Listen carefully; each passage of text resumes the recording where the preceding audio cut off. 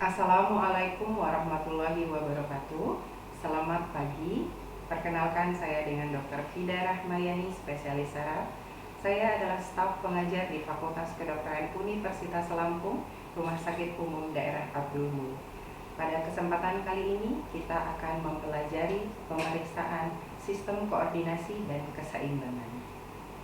Tes koordinasi dan keseimbangan, Rapid Alternating Movement. Minta pasien untuk meletakkan salah satu tangan di paha pada posisi telapak tangan di bawah. Angkat tangan kemudian pukul paha. Angkat tangan kembali sambil membalik telapak tangan sehingga punggung tangan di sebelah bawah. Kemudian pukul paha dengan punggung tangan di tempat yang sama. Minta pasien untuk mengulangi gerakan ini secara bergantian.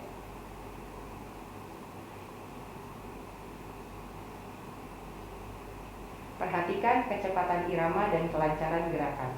Ulangi untuk tangan yang lainnya.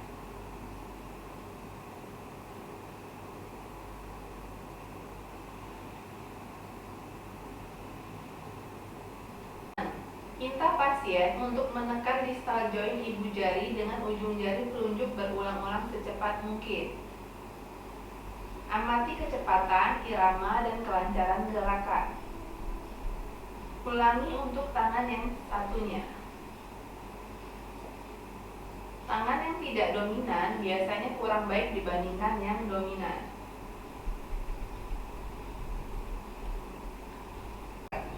Minta pasien untuk mengetuk kaki ke lantai secara bergantian. Catat setiap kelambatan atau kekakuan. Biasanya kaki melakukan gerakan kurang baik dibandingkan dengan tangan. Point to point movement, telunjuk hidung. Dengan jari telunjuknya, mintalah pasien untuk menyentuh jari telunjuk Anda. Pak Taufik, nanti saya akan menginstruksikan Pak Taufik, silakan tunjuk telunjuk saya dengan telunjuk Pak Taufik, kemudian arahkan ke hidung Pak Taufik. Ya, begitu seterusnya. Diulangi. Terus, yang akan kita lakukan di sini adalah akurasi dari dan ketepatan arah penunjukan dari pasien. Diperhatikan juga apakah ada tremor yang muncul pada saat pasien melakukan tes telunjuk hidung. Tangan jari. Sekarang tahan jari Anda di satu tempat sehingga pasien bisa menyentuhnya dengan satu tangan dan jari teregang. Mintalah pasien mengangkat lengan ke atas kepala. Kemudian minta pasien menurunkan atau menjatuhkan lengannya ke bawah untuk menyentuh jari Anda. Sekarang lakukan seperti itu terus Pak Taufik. Saya tidak akan memindahkan tangan saya. Sekarang lakukan dengan mata tertutup. Sekali lagi. Sekali lagi. Ya, sama yang diperhatikan adalah keakurasian atau keakuratan posisi yang pas untuk menyentuh telunjuk pemeriksa, dan perhatikan juga apabila ada tremor. Tumit lutut. Mintalah pasien untuk meletakkan satu tumit di lutut kaki yang berlawanan. Kemudian geser tumit dengan menyusuri tulang kering sampai jempol kaki. Ya, sekali lagi Pak Taufik, diulang lagi seperti tadi. Baik, sekarang mata tertutup. Ya, yang kita nilai sama keakuratan, kelancaran dalam melakukan tes ini. Ya, cukup. Pemeriksaan gait. Minta pasien untuk berjalan menyeberangi ruangan atau di lorong, kemudian berputar dan kembali ke posisi semula. Amati postur, keseimbangan, ayunan tangan, dan gerakan kaki. Biasanya keseimbangan mudah, lemah ayun di sisi badan dan dilakukan dengan lancar. Pemeriksaan kedua adalah berjalan tandem. Posisikan tumit kaki yang satu berdekatan dengan jempol kaki yang lain dalam satu garis lurus. Minta pasien untuk berjalan dengan pola yang sama.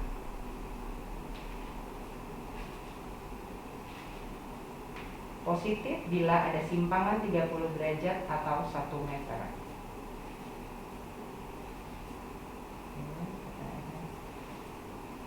Berjalan jinjit tumit. Minta pasien untuk berjalan jinjit.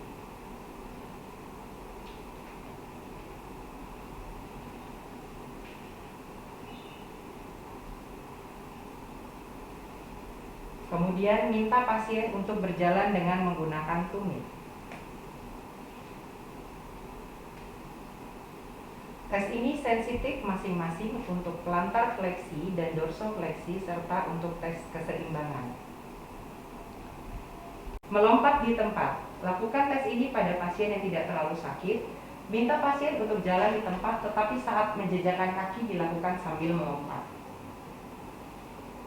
Gerakan ini membutuhkan koordinasi otot dan posisi yang baik serta fungsi cerebellar yang normal. Berdiri sambil menekuk lutut. Minta pasien berdiri, kemudian minta pasien untuk mengangkat atau menekuk lutut salah satu kaki. Tahan siku pasien jika Anda berpikir pasien bisa jatuh. Pemeriksaan Romberg. Minta pasien untuk berdiri tegak seperti ini.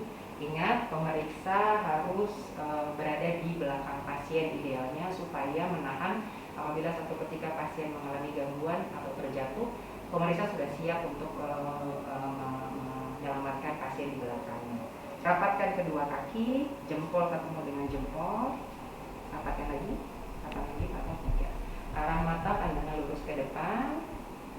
Kita lihat dalam posisi mata terbuka, diamati 20 detik. Setelah 20 detik hitungan, minta pasien untuk menutup mata. Perhatikan adanya ayunan atau goyang pada anggota tubuh atau malah hati-hati dengan posisi pasien apabila pasien terjatuh. Ya, buka kembali matanya. Romberg positif dinilai apabila saat membuka mata pasien bisa mempertahankan postur berdiri dengan tegak, namun saat menutup mata terjadi ayunan atau goyangan atau bahkan pasien terjatuh ke salah satu sisi. Pemeriksaan Romberg dipertajam. Minta pasien berdiri seperti saat pemeriksaan Romberg. Posisikan kaki seperti tandem, jadi tumit kaki sentuhkan dengan jempol kaki yang di belakang. Posisi tangan bersih dekat pada kedua lengan. Ya. Tetap sekali lagi pemeriksa harus berada di belakang pasien, menjaga supaya apabila terjadi sesuatu yang berbahaya seperti pasien terjatuh. Pertama adalah instruksi pasien untuk membuka mata sama seperti tadi, hitungan 20 detik. Perhatikan adakah ayunan atau goyangan atau pasien terjatuh ke salah satu sisi. Setelah hitungan 20 detik, minta pasien untuk menutup mata. Sama hitungan 20 detik, perhatikan dapatkah pasien ini mempertahankan posturnya tetap tegak seperti ini atau terjadi ayunan atau goyangan atau bahkan jatuh ke salah satu sisi tubuh. Ya, setelah 20 detik minta kembali pasien posisi semula. Tes pronator drift. Pastikan pasien tidak mengalami gangguan postural, gangguan kelemahan. Kemudian instruksikan pasien untuk mengangkat kedua lengan yang membentuk garis yang lurus. Mata tertutup. Minta pasien untuk menahan kedua lengan selama 20 detik. Amati apakah pasien terdapat perubahan pada postural lengan. Orang normal biasanya tetap akan mempertahankan posisi seperti ini. Lalu tekan sedikit untuk salah satu anggota gerak pada posisi orang normal akan kembali dengan lancar pada posisi semula.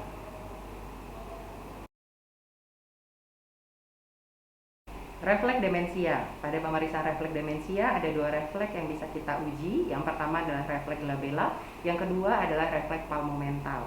Pada pemeriksaan refleks glabella, yang pasti tentukan dulu posisi glabella dari pasien, yaitu di antara dua alis ini. Lalu lakukan ketukan dengan telunjuk pemeriksa. Ya, untuk ketukan pertama dan kedua pada pasien normal tentu akan melakukan kedipan pada mata. Namun refleks glabella akan muncul ketika ketukan ketiga, keempat, dan kelima dan sampai seterusnya masih ada kedipan dari kelopak mata.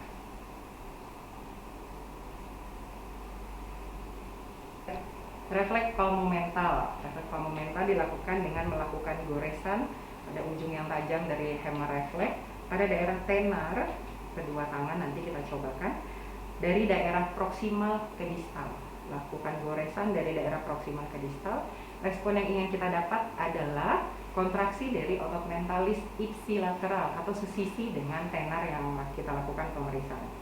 Kita gores sambil kita lihat kontraksi dari mentalis ipsilateral. Apabila positif, maka terdapat kontraksi, refleks palmo mental adalah positif. Lakukan hal serupa pada anggota gerak sebelahnya.